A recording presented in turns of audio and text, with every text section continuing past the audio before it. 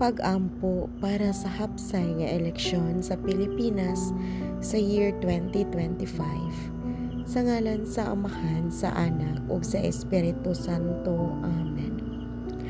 Ginoo, among gamhanan ug mahigugmaong Amahan, nagdangop kami kanimo karong panahona sa pagpangandam alang sa umaabot nga eleksyon.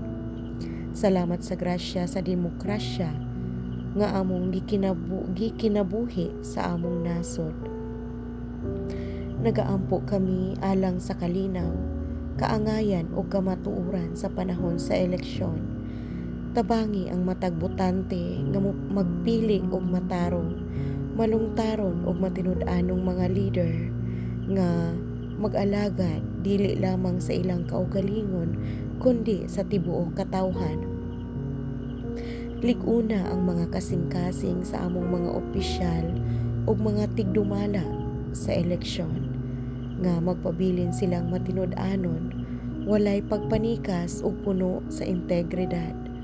Pugni ang tanang matang sa kasamok, kapintasan ug pagpanglimbong. Ipahiluna ang panaghiusa sa katawhan bisan pa sa kalain-lain sa pananaw ug pagpili.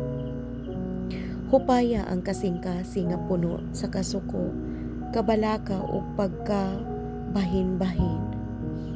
Ipadaog ang gugma sa isig katawo ug ang tinuod nga tinguha sa kaayuhan sa nasod. Sa tanang butang, Ginoo, ang imong kabubuton ang among tumanon.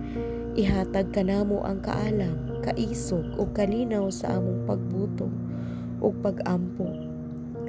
Kini among gipangayo pinaagi ni Hesukristo, imong bugtong anak nga among Ginoong.